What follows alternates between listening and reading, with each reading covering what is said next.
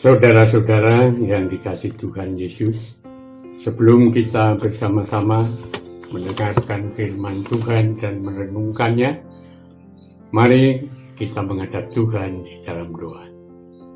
Bapa Surgawi yang kami kenal di dalam Tuhan kami Yesus Kristus, kami mengucap syukur atas perlindungan-Mu, sehingga pada pagi hari ini kami boleh berkumpul untuk bersama-sama mendengarkan firman Tuhan dan merenungkannya. Berikanlah kami kemampuan untuk dapat mendengar dan memelihara firman Tuhan. Bapa yang di surga, kami siap untuk mendengarkan firman-Mu. Kiranya Tuhan mau berfirman kepada kami. Di dalam Tuhan Yesus Kristus kami berdoa. Amin. Saudara-saudara yang dikasihi Tuhan, mari kita bersama-sama untuk mendengarkan firman Tuhan yang akan saya bacakan dari Injil Markus pasal 1 ayat 29 sampai ayat yang ke-39. Yang demikian firman-Nya, sekeluarnya dari rumah ibadat itu, Yesus dengan Yakobus dan Yohanes pergi ke rumah Simon dan Andreas. Ibu mertua Simon terbaring karena sakit demam. Mereka segera memberitahukan keadaannya kepada Yesus. Ia pergi ke tempat perempuan itu dan sambil memegang tangannya, ia membangunkan dia, lalu lenyaplah demamnya. Kemudian perempuan itu melayani mereka.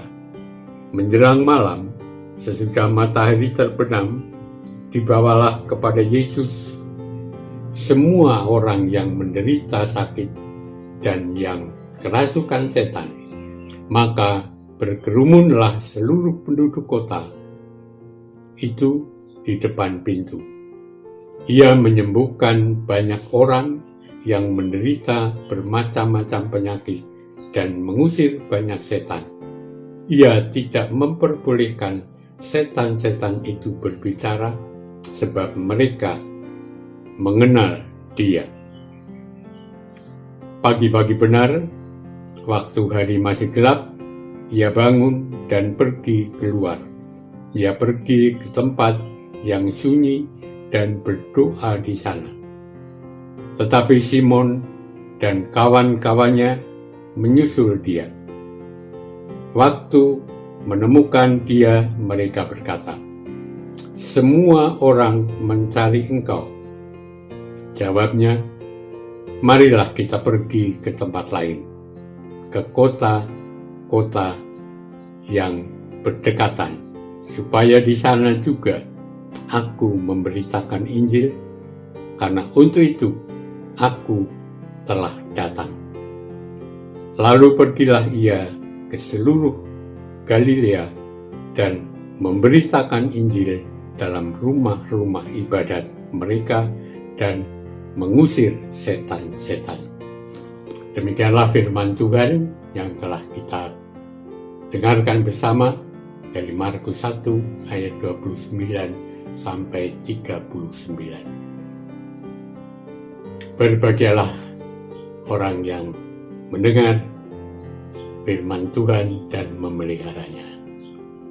Amin. Saudara-saudara yang dikasihi Tuhan Yesus, firman dari Markus 1 ayat 29 sampai 39 bertemakan Tuhan tak pernah letih dan lesu. Jemaat yang dikasihi Tuhan Yesus Kristus, pernahkah saudara kelelahan, lesu, letih, dan mengantuk? Kelelahan, letih, lesu, dan mengantuk dapat berakibat fatal. Terlebih apabila yang mengalami itu seorang sopir tidak fokus lagi. Bayangkan, tentu kendaraan yang dibawanya bisa keluar jalur dan berakhir dengan celaka. Seorang supir yang adalah penanggung jawab atas keselamatan seluruh penumpang, ketika terlena, ketika letih, ketika lesu, tidak fokus lagi, akan mengakibatkan kecelakaan. Lalu bagaimana kalau sang penanggung jawab itu, yaitu penanggung jawab atas langit, bumi, dan seisi bumi ini, mengalami kelelahan, lesu, kemudian tertidur? Apa yang akan terjadi? Sudah pasti yang terjadi adalah kehancuran.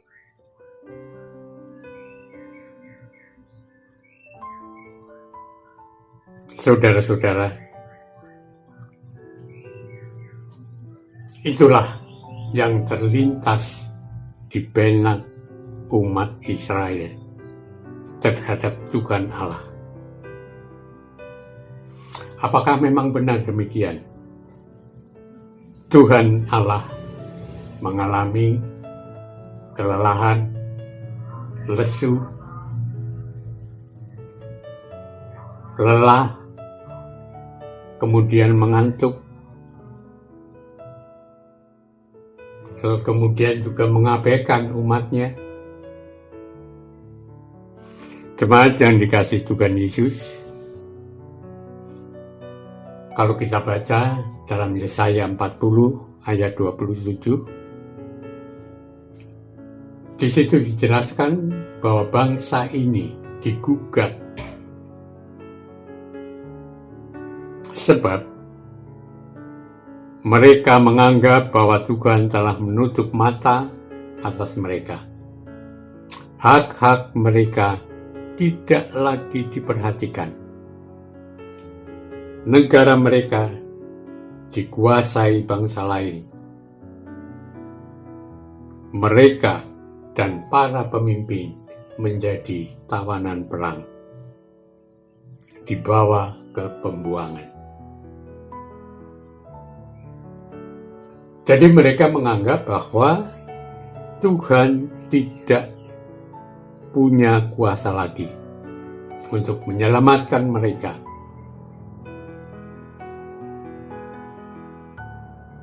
Atas anggapan seperti itu, Tuhan Allah mengingatkan umat Israel bahwa Tuhan adalah pencipta langit, bumi, dan segala isinya. Tuhan Allah berkuasa mengatur kehidupan mereka. Tuhan bisa memberikan kuasa kepada siapa saja, kepada manusia ataupun mencabut apa yang dimiliki oleh manusia. Jadi tidak ada satupun pembesar atau hakim yang bisa menandingi kekuasaannya. Bahkan tidak ada satupun pembesar atau hakim yang bisa menandingi kekuasaan, bahkan tidak ada satupun di dunia ini yang layak untuk dapat dijadikan pembanding bagi Tuhan Allah. Tidak ada manusia yang sanggup menghitung jumlah bintang di langit. Kita hafal nyanyian Kidung Jemaat 68, yaitu tahukah kamu jumlah bintang? Tetapi Tuhan Allah yang meletakkan dan juga yang menata semua bintang di langit tahu setiap nama bintang satu persatu. Jadi kekuasaan Allah luar biasa, dan Dia tidak pernah menjadi lelah atau lesu. Jadi anggapan umat Israel bahwa Tuhan Allah menutup mata terhadap mereka, anggapan bahwa Tuhan Allah abai dan tidak lagi berkuasa untuk menolong mereka, semua itu adalah salah. Di dalam ayat 31, Allah menjawab setiap mereka yang percaya kepada Tuhan akan dikuatkan. Umat Israel justru tidak percaya kepada kekuasaan Allah. Mereka lebih mengandalkan kekuatan manusia, sebab ketika mereka menghadapi masalah, justru minta pertolongan kepada bangsa lain, yaitu bangsa Mesir. Apa yang dinyatakan oleh pemazmur juga senada dengan apa yang ada di dalam kitab Yesaya. Pemazmur menyatakan pujian kepada Allah atas segala kebaikan yang telah dilakukan kepada umatnya. Allah dalam kasih dan kuasa-Nya senantiasa menyatakan pemeliharaan dan pemulihan bagi umat Israel yang tadinya telah tercerai-berai. Segala duka cita diubah menjadi sukacita. Mereka yang terpuruk karena tertindas dan direndahkan, sekarang ditegakkan kembali.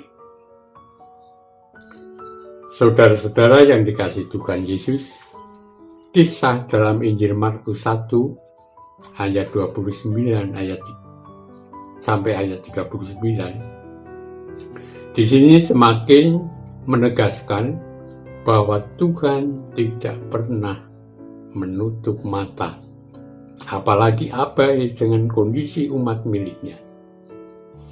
Tuhan Yesus memulai pelayanannya di wilayah Galilea, diawali dari kota Yerusalem, dari kota Kapernaum. Jadi kisah dalam pelayanan Yesus memuat dua hal, yaitu yang pertama, Tuhan Yesus adalah Allah yang penuh kuasa, yang tidak mengenal lelah untuk menolong manusia. Berdasarkan rangkaian kisah pelayanan Yesus ini, memberi gambaran bahwa Tuhan sungguh memiliki kuasa yang luar biasa, dan dengan kuasa tersebut, kuasa yang dimiliki itu, Tuhan tidak pernah memiliki rasa lelah untuk umatnya. Dia selalu ada untuk setiap orang yang datang untuk meminta tolong. Orang yang sakit disembuhkan, ataupun mereka yang kerasukan setan, kerasukan roh jahat, semua merasakan sentuhan kuasanya dan dipulihkan. Kemudian yang kedua, Allah memiliki kepedulian yang tiada henti. Pelayanan Yesus memperlihatkan betapa Allah sungguh-sungguh peduli kepada manusia, kepada setiap orang dengan berbagai pergumulan dan penderitaan masing-masing. Jemaat yang dikasihi Tuhan Yesus, jangan pernah meragukan kuasanya dan juga pemeliharaan Tuhan dalam hidup kita. Dia tidak seperti manusia yang mudah lelah, mudah lesu, atau mudah mengantuk, kemudian tidak fokus lagi, dan abai pada tanggung jawabnya. Tetapi Tuhan di sini tidak seperti itu. Tuhan selalu fokus dan bertanggung jawab, tidak abai terhadap umatnya. Percayalah, Tuhan tidak pernah letih atau lesu, tidak pernah mengabaikan kita. Contoh seperti Rasul Paulus merasakan pengalaman itu. Rasul Paulus yang telah berbuat jahat pada pengikut Kristus tidak diabaikan oleh Tuhan. Apalagi dibuang oleh Tuhan. Justru Paulus merasa diperhatikan dan dikasih, bahkan dipilih untuk menjadi rasulnya. Kesempatan dan kepercayaan ini oleh Rasul Paulus diterima dengan penuh sukacita. Paulus dalam menjalankan tugas pemberitaannya, yaitu pemberitakan Injil, tidak pernah memegahkan diri, karena Tuhan tidak berkenan kepada orang yang memegahkan diri, yang mengandalkan kemampuan dirinya. Jemaat yang dikasihi Tuhan Yesus, mari jangan pernah lelah untuk terus memberitakan Injil. Sebab berita Injil itu harus disampaikan kepada semua orang. Dengan demikian, memberi kesempatan sebanyak mungkin orang untuk mendengarkan dan menerima dan merasakan kasih Allah. Tuhan memberkati. Amin.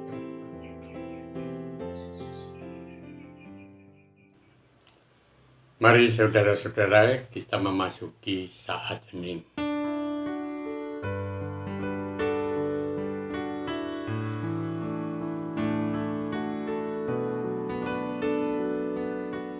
Mari kita bersama-sama untuk berdoa syafaat. Tuhan Bapa yang di surga, kami mengucap syukur karena Engkau telah menyertai kami di dalam kami membawakan firman.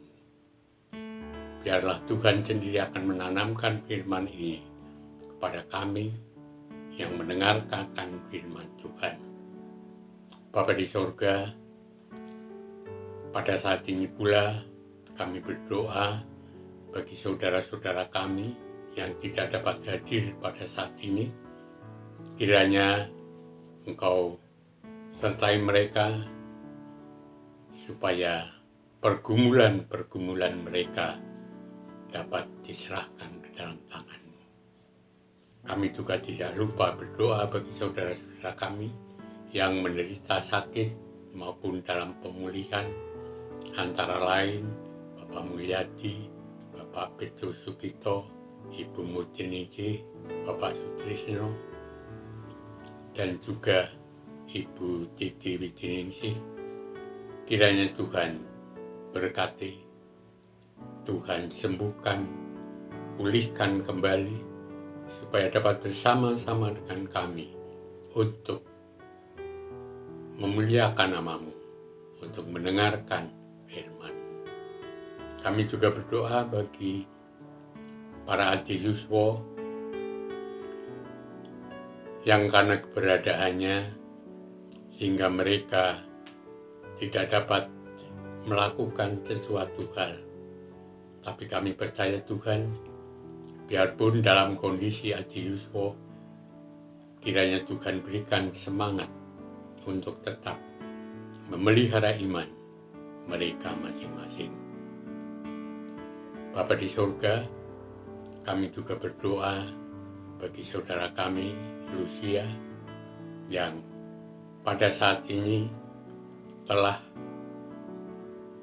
berada di tahap untuk ujian perentoar pada tanggal 6 Februari 2021. Biarlah Tuhan sertai saudara kami Lucia supaya mendapatkan nilai yang baik sehingga boleh melayani Tuhan untuk GKJ Majenang.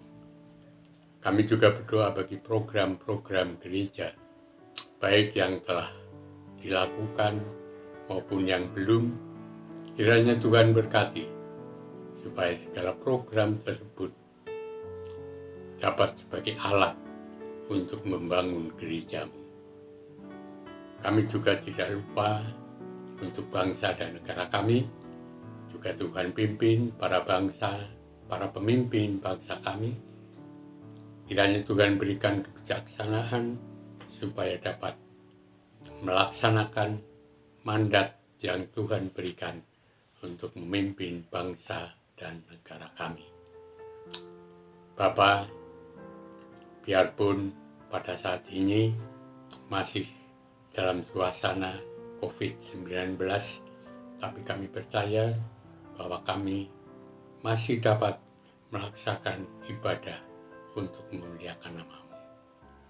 Apabila di dalam ibadah minggu ini banyak hal yang tidak sesuai dengan kehendak-Mu, kiranya Tuhan ampuni. Semuanya kami serahkan hanya di dalam Tuhan kami Yesus Kristus. Amin.